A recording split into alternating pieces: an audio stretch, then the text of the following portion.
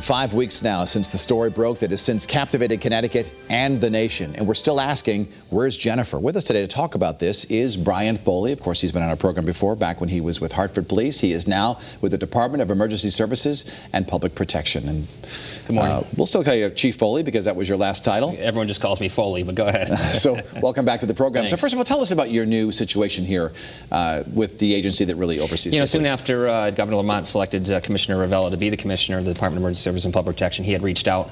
We talked about a lot of our successes that we had in Hartford. And most of those successes were community orientated in the urban areas, but some of those things that we believe could translate statewide. So he asked me, once I was able to leave my previous job, to come over there and work with him. And again, it's doing a lot of the same stuff I did in Hartford. There will be some PIO function to it for the entire division. Now keep in mind, there's a lot of divisions. It's not just the state police.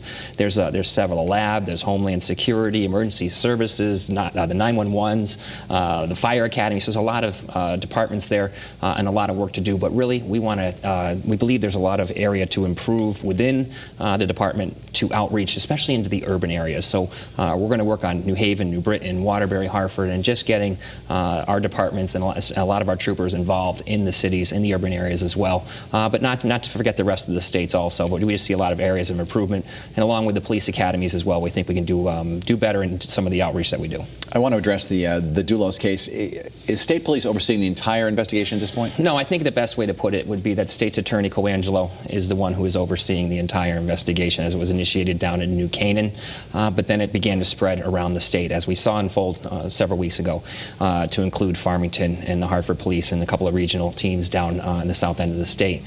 So when that happens, it kind of, and I've experienced this when I was with Hartford, a case gets bigger than the town you're in, and you start to lose some of your contacts externally, and you realize there's other agencies that have better contacts there. That's what's going on here. So state police was called in to assist initially with the crime scene in New Canaan, but as it expanded, now they've taken a greater role in the investigation. Again, though, still under the State's Attorney Coangelo and with the New Canaan Police Department. So New Canaan Police are leading it, even though some of the investigating was done in Hartford? It's a cooperative effort at this point. Really, State's Attorney Coangelo's the one who's leading the investigation, but everyone's working together. And there's a lot of resources, Dennis, is not just state resources and local, but federal as well, that are going into this case. In terms of state resources, what kind of resources are being put into it on a daily basis? I know, the trash plant probably was more. Yeah, a lot of our detective bureaus, the Western District and Central District Major Crimes Divisions, are putting a lot of resources in it. And we'll talk about this in a minute.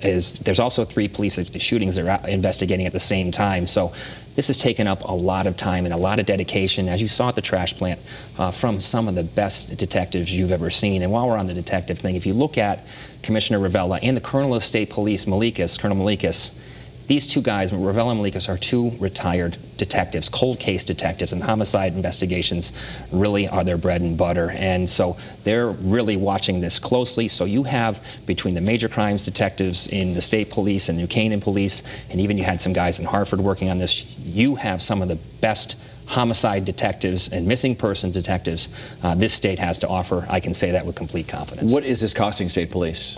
We don't have the number, but it's costing a lot. But really, how much can you put a price on something like this? And it brings to light not saying this was a domestic violence case. It certainly smells like that. But anytime there's cases like this, it does bring to light the domestic violence aspect of it. And if nothing else, the cost, unfortunately, we still hope to find the victim in here. We all need to take a look at the domestic violence aspect. And were there ways to prevent this? I'm not saying there were, but how can we improve and work to preventing these things in the future? You've been an officer a long time. You've covered a lot of crimes. In this particular case, I can't remember another story in Connecticut that has captivated people so much as this. And why do you think that is? Demographically, you don't typically see these sort of things. People unfortunately get too used to homicides in your urban areas, sadly to say. We wished, that homicides in Hartford could garner this type of attention, but that's not the case. I think that has to do with it. I think the wealth has to do with it. And look at this, it really looks like a good old-fashioned mystery here, unfortunately. And that's what people are stuck to.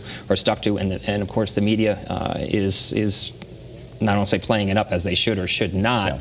But unfortunately, people are really drawn to this case when there is really a sad ending to it. And you worked at HPD when they put in all those cameras throughout the city, particularly in the North End. Yeah. How crucial are the videos from these cameras in this particular investigation? All right, Dennis, so very rewarding to Commissioner Ravella and myself, specifically to him, though.